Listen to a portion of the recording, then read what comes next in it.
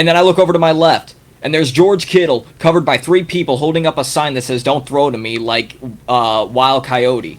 I'm gonna throw to the wide open guy, not the guy that's saying "Don't throw to me." Let's go ahead and get up to this Brock Purdy talk, because I know all y'all itching to get y'all a little bit in. I'ma just say, this is giving me Tom Brady vibes. I know some people were saying on Twitter. I know some people were a lot, bro. It's the strangest thing. And I did want to say something. Going back to what he did at Iowa State, I just want to call out this. I want to see the logic get used for all the good quarterbacks that come out that ain't crap. You want me to go down the line? Here we go. Mitch Trubisky, E.J. Manuel. I'm going in on my own people. Christian Ponder, Sam Bradford. Like, can we just go down the lines of like these amazing quarterbacks who come out of college? Every single Ohio State quarterback outside of Justin Fields that has come out of college and they are just complete crap.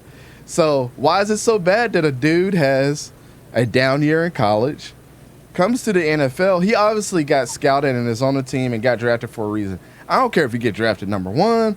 I don't care if you get drafted last. You still got drafted. And what that tells me right there is that you had the acclimate to play in the NFL, or either you're a debt piece for somebody.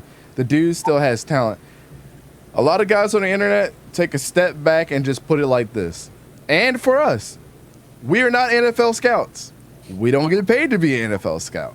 Yet. We can sit here and scout from our TV screen or watching film and things like that. And I've been right a lot of times about quarterbacks. Quarterbacks is my thing. But nobody in their right mind seen this coming. I'm just telling you. 3rd string quarterback Brock Purdy comes in 6 games. Let's just go through the stats. 6 games during the regular season where he was the starter. 14 touchdowns. One of those was a rushing touchdown. 1,208 yards. 3 interceptions. 115.1 quarterback rating. Record of 6-0. 69.2 completion percentage. Hey, Coach, no, I didn't mean to be rude, but I forgot that you put the $20 and we got the $10 for Coach. We got $30. Hey, Coach, we appreciate you, man. He's supporting us from the desk and from afar. Dante, we can go buy all those fizz sodas now. Oh yeah, we can go buy all the fizz sodas that was at Walmart the other day. Not my Walmart. I was upset. But if you're looking at the statistics for the 6 games, man, he's 6-0. He's doing something that even Tom Brady hasn't done at this point in time. Postseason so far, 3 touchdowns, 332 yards. This is his best statistical game and one of the most important games of the season. Let's call it like it is. I'm using the logic that everybody else uses here. I know this is a team sport. I'm not fooling nobody. I mean, if a team loses first round of the playoffs, I have to evaluate the whole team. But if I'm using everybody else's logic, like Tyler Huntley last night, I think he had a pretty good statistical game and they still lost. Is Tyler Huntley legit now? You know, in today's league, if you don't make one Patrick Mahomes pass, you're not him. That's I don't know why that's the way. Like no one will. I think that's just your standards. Nah, that's not. Out of everybody up here, you're the only one that's like he's him. I do say that a lot, but I feel like Timothy. I feel like in today's generation, people don't let quarterbacks develop, and that's kind of what makes the NFL fans, some NFL fans, especially younger ones, you know, I don't want to say logical, but they just don't seem like they watch the games. Do you guys agree with this? Regardless of how good a player does, it's like everybody expects too much out of guys. They could have, like with Geno Smith, you know what they're going to say at the end of the season? Oh, I forgot that he had DK Metcalf and Tyler Lockett the whole season and Pete Carroll as his coach. Oh, you forgot that they had Kenneth Walker, who just ended up being a really good running back. Like, why does it matter? He did what he did. We've seen, again, time and time again, the same quarterbacks have amazing weapons and not do that great with them when they're supposed to be this awesome quarterback. So let's stop the crap, man. That's not their fault. Just like I'm going to say with the Eagles right now. A lot of people will say this about Brock Purdy, and here's the other thing, because you know it's coming. Oh, the Eagles' record this year, they had an easier schedule than everybody. You play who you play. They don't control the schedule. This ain't college. So the same thing with Brock Purdy. I want to hear the same energy, Eagles fans. I'm not talking about y'all as Eagles fans. I'm talking about everybody else that's not giving this dude his legitimate credit. Oh, he didn't play nobody at the end of the season. Well, the teams that I saw, Arizona Cardinals, who do have a good team at the end of the day, just had the wrong coach. You don't think if Cliff Kingsbury wasn't in there and had another coach, they probably would have won? They probably could have. It's any given Sunday, man. I'm tired of that narrative about he didn't play nobody. You know, fans right now in the NFL just want him to, fail. And they, what did you say earlier, Coach? You want people are gonna say, "Oh, he's gonna go into Philly and just suck," and people are just gonna. And then people are gonna write him off already and say, "I'll just offer the game, one bad game that he had." And like I say, all the points that ECG said, I agree with. I hate those narratives. Oh, look what weapons he got. He got Brandon Ayuk, who's been really good this year. Brandon Ayuk has really been good this year. When they need him to be, supposed to be Debo, right, Coach? Yeah. I say Brandon Ayuk's been the number one this year. Actually, the main receiver, but Brandon Ayuk has been the main target this year. He got top 2 tight end in the league. Okay, so like I paid all this man all this money to be what? Maybe a top 20 wide receiver in the league? Did not, Coach? I mean, I just like I say, don't like those type of narratives. Like I say, then you look on the Eagles side. AJ Brown has made a difference for the Eagles.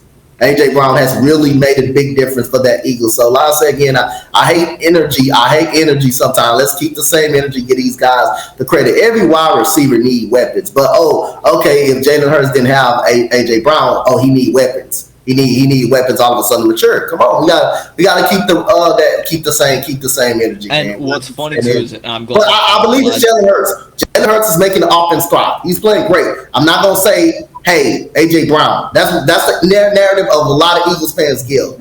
That's a lot of narratives. I'm just putting out a lot of narratives. We're not gonna act like Trevor Lawrence don't have a Christian Kirk who's a solid slot receiver or Marvin Jones who's a veteran wide receiver. Ain't that decent enough wide receivers? Or how about Travis Etienne, who's having a breakout year? Which in the second half, when Doug Peterson actually had to run the ball to open it up for Trevor Lawrence. We're not gonna say nothing about that, though. We're not gonna remind nothing about that. But it's just a terrible taste and a blasphemous taste. No, I just really don't like that. Travis Etienne was like, when they started running the ball, they opened it up the field more for Trevor Lawrence and Ingram them to get wide open like that. Thank you, Coach. And what's also funny too, talking about keeping the same energy, and like with you mentioning AJ Brown, when we got AJ Brown, all the haters were like, "Well, it's too bad he doesn't have anybody to throw to." And now that we're in this situation, you have AJ Brown. Let's see what he looks like without the. What do you want from us? Yeah, bro, you can't. Find a storyline and stay with it. Yeah, like what? I believe Jalen Hurts is having a great season. I'm not going to put AJ because he got AJ Brown. Jalen Hurts, hey, you got to get the ball to him. Hey, for a running back, having 2 1,000-yard receivers, that running back did pretty damn well. But here's the thing. What do you want Brock Purdy to do, though? Do you not want a Brock Purdy to hit Deebo Samuel on the stride or like? Yes. It's damn if you do, damn if you don't for Brock Purdy. Oh, he's got 1,000 weapons. Would you expect me not to throw to him? Not to utilize the weapons I've been given? No, don't do that. Throw to the 4th-string wide receiver who was in there. I want to see y'all work. Nah, that throw that he made to Jawan Jennings, bro, that was a really good play. I ain't gonna lie. That was a really, really good play by him. He literally, when we've been talking about Travis Kelce for years and George Kittle not being healthy, he has made George Kittle the #1 tight end in the league in the last 6 weeks that he's played. Has he not? He's been better. And he played better the time that they met the Chiefs earlier in the season. He plays better with Brock Purdy than any other quarterback on that roster. Just call it what it is. And, I mean, what do we always say? Tight ends, they got to block. I mean, if we're looking at look at what T.J. Hawkinson did yesterday. T.J. Hawkinson is probably the second best blocking tight end in the league. He's baby George Kittle. When you get on the ball, you see what happens. I mean, it just is what it is. He got the mullet too. George Kittle is the best tight end in the National Football League. I don't care. He is. What what pick was Drew Bledsoe was the number 1 overall pick, and Trey Lance was the number 3 overall pick. I don't know. The job. You said the Tom Brady Brock Purdy thing is very reminiscent. I agree, and I had like a feeling like I just didn't want to say it on Twitter because I felt like I was gonna get bashed or whatnot, and I really didn't care until I seen you post. I'm like, yo, I'm not the only one that feels this way. I'm like, should I? I told my wife, I was like, this when I was a little, I was actually, me and Coach were younger than you when Tom Brady. This is before y'all were born. You and Sora. When Tom Brady went to the first Super Bowl, Coach, I remember watching that Sunday, and I'm like, I don't even know who the hell this dude is. I remember watching that because I was a Rams fan at that point in time. I was a diehard Rams fan at that point in time. I think everybody was. Everybody had the Rams destroying them guys, man. And Tom Brady came out. Adam Vinatieri came out for that game, won them the game, and everybody was like, and I was a big Drew Bledsoe fan. I love Drew Bledsoe. Yeah, he was not bad. Drew Bledsoe was the part of the reason why I had number 11 when I wore it in football, because he was one of my favorite quarterbacks, bro. And I thought number 11, he's pretty much the reason why I wear number 11 low key, because I like how cool it looked on the jersey. You know what I'm saying? So, but I don't know, bro. Like this is very Tom Brady. Like, Sora, what's your thoughts, man? Yeah, I mean, this is exactly kind of written off, and I'm glad Manny kind of pointed out. I feel like sooner or later people are going to get the narrative that this is what it would have looked like if Tom Brady went to the Niners, because everybody's talked about how Brady's loved the Niners. There's always been discussions, even when he left the Patriots, he's coming to the Niners, even this year. That's not happening anymore now, though, but you're seeing it with the Niners. Drew Bledsoe being the number 1 overall, Trey Lance being the number 3 overall. You're seeing the backups come in. You're seeing them lead their team. I'm not saying Brock Purdy's going to end up being the next Tom Brady. However, you absolutely have to give this man his flowers. And even if, say they do lose like the Eagles, you gotta give Purdy his flowers. Again, part of a QB's arsenal is his vision. So we're talking about, he's throwing to the wide open guy. If I'm the quarterback, and if I see Deebo Samuel's burning a cornerback, he's 5 steps ahead of him. He's making this cornerback rethink his entire life, thinking, man, I should have taken that summer job at Publix.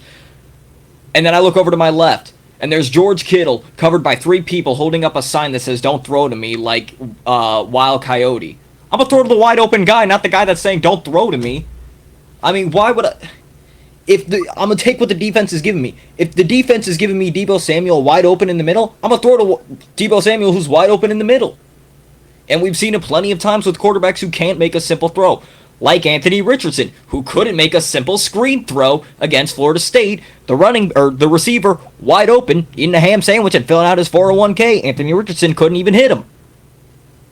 So, not only is it a simple throw and simple vision, some quarterbacks can't make it. Brock Purdy's able to do it. Yes, he was not good in Iowa State, but this is a man who's had his opportunity, and he has taken it, and he is running away with it. But let's back up, though. He was just not good in his last year at Iowa State. He was just okay. People tend to forget the year before that.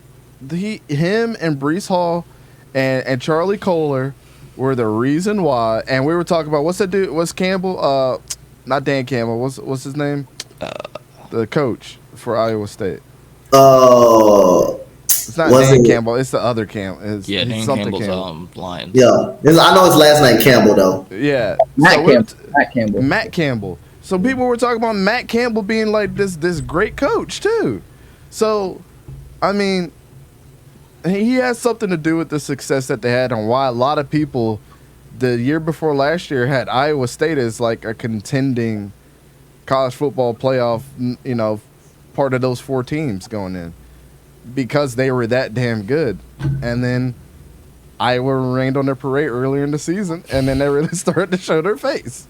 It just is what it is. It went downhill from there. But stop the Brock Purdy slander, man. It's time. I don't care. 7 games. Let's count it. 6 games at the end of the season. This team was 13-4. This could have been a 7-win team if he didn't win those 6 games. They were 13-4, one playoff game. And if people are holding playoff wins so highly over all these quarterbacks, I mean, if we're talking about Justin Herbert can't get it done, all these other quarterbacks, hold Brock Purdy to the high standard. I don't want to hear nothing about that playoff wins and stuff. Dude's 1-0 in the playoffs and absolutely balled out against a division opponent, too, that they lost against early in the season. Twice. Yeah. The Niners? The Niners lost against the Seahawks earlier. Oh, they did it. They beat them They all swept them in the 3 regular times. season. Are you sure? Yes. They beat them. They beat the hell out of them the first game. Week too. 2, they played the Seahawks and the Niners won. I think it was like The Seahawks. 27-7 or something like that. They Yes. destroyed them. Because that was already people were already writing off Geno Smith in week 2 because he looked awful against that game in that game against the 49ers. So, let's see. At the end of the season, they won 27-7. 21-13 after they won against the Commanders. Okay. But that score was definitely miscued because most of the game the Niners dominated. Yeah, Hey. it was like a last second touchdown, literally with like 10 seconds left. Yeah. Well, that was my bad for not knowing that because I thought that they were 1-1. Maybe I'm thinking about another team that played this weekend, but I don't claim to be a genius Bengals and either. So let's Ravens. go ahead and carry on.